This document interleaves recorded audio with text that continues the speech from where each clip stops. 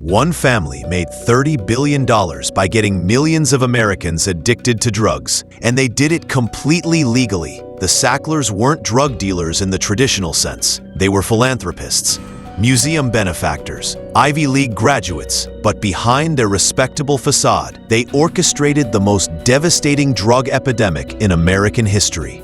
This is the story of how one family turned addiction into a business model, destroyed millions of lives, and almost got away with it. Almost. The story begins in 1952 when three brothers, Arthur, Mortimer, and Raymond Sackler, purchased a small pharmaceutical company called Purdue Pharma for just $17,000. But these weren't ordinary businessmen. Arthur Sackler had already revolutionized pharmaceutical marketing, becoming the first person to use direct marketing to doctors. He understood something that would later prove catastrophic. You don't just sell a drug, you sell a disease. The Sacklers transformed their tiny company into Purdue Pharma. And for decades, they operated in relative obscurity. They made modest profits from everyday medications. Their name graced museum wings and university buildings. They were the picture of American success and philanthropy. But in the 1990s,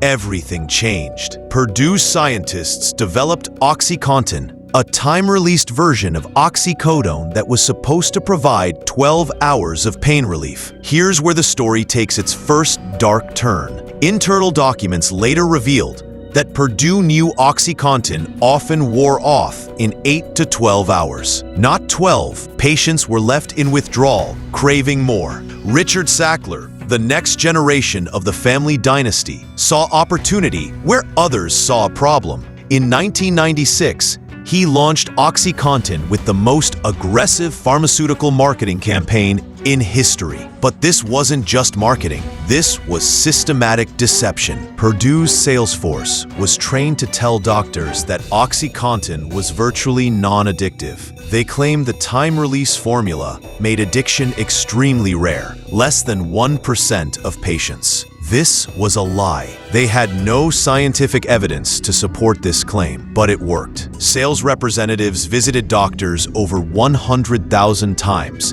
in OxyContin's first year alone. The Sacklers didn't stop there. They created fake grassroots organizations to lobby for broader opioid use. They funded studies that minimized addiction risks. They even created a new medical condition, pseudo-addiction, claiming that patients asking for more drugs weren't actually addicted, they were undertreated. As OxyContin flooded American medicine cabinets, something horrific began happening. Emergency rooms filled with overdose victims. Crime rates soared as people stole to fund their addiction. Families were torn apart. Small towns became graveyards. By 2001, reports of OxyContin abuse and addiction were pouring in. The FDA issued warnings. Medical journals published alarming studies, but internal Sackler emails, later made public, revealed their true attitude. When told about addiction problems, Richard Sackler wrote,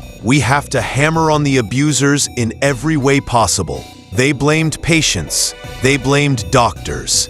They blamed anyone except themselves. But here's where the Sackler story becomes truly sinister. As OxyContin addiction spread, people couldn't afford the expensive pills anymore. Street dealers offered a cheaper alternative, heroin. The Sacklers had created a pipeline from medicine cabinets to street corners. Their legal drug was the gateway to illegal ones. By 2010, more Americans were dying from overdoses than car accidents. The opioid epidemic was killing 70,000 people annually. And the Sacklers, they were richer than ever, pulling billions from Purdue Pharma and hiding it in offshore accounts. The first cracks in their empire appeared when states began investigating. Attorneys general discovered internal documents showing the Sacklers knew about addiction risks from the beginning. They found emails proving the family had personally directed the deceptive marketing campaigns. In 2019, Purdue Pharma filed for bankruptcy, but this was strategic. The Sacklers had already extracted over $10 billion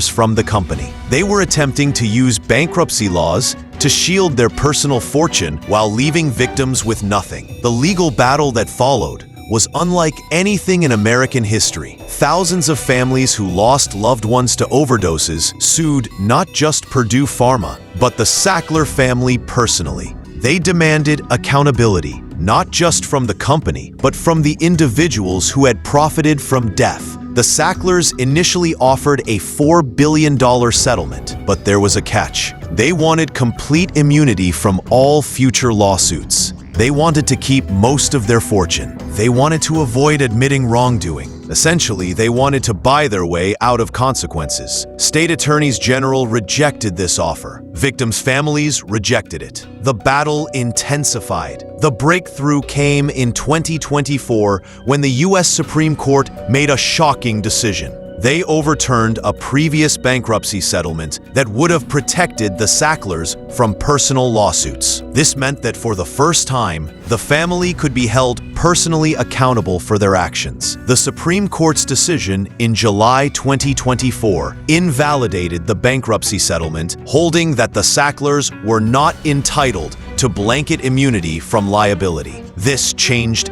everything. In January 2025, a bipartisan coalition of states reached a $7.4 billion settlement with the Sackler family and Purdue Pharma. But this settlement was different. Unlike previous attempts, this settlement does not give Sackler family members immunity from future opioid lawsuits. The Sackler family will pay up to $6.5 billion over 15 years, while Purdue will pay nearly $900 million. More importantly, the Sacklers are permanently banned from the pharmaceutical industry. They can never profit from opioids again. But here's the thing that should outrage everyone. $7 billion sounds like a lot, but it's less than a quarter of what they made from OxyContin. Even after this massive settlement, individual Sackler family members remain billionaires. The Sackler story isn't just about one family's greed. It's about how wealth and influence can shield people from consequences, even when their actions kill hundreds of thousands. It's about how our medical system failed to protect patients from predatory companies. The opioid epidemic continues. Every day, over 200 Americans still die from overdoses. The Sacklers may have paid billions, but they've kept billions more. They've lost their pharmaceutical empire, but they've kept their personal fortunes. This case set a precedent. Corporate executives and owners can be held personally liable for their company's crimes, but it also revealed how difficult it is to achieve true justice when dealing with the ultra-wealthy. The Sackler name has been removed from museum wings and university buildings. Their reputation is destroyed, but money? They still have plenty of that. The family that drugged America will pay a price, but they'll never pay the ultimate price paid by their victims, their lives. The pharmaceutical industry is full of similar stories of profit over people.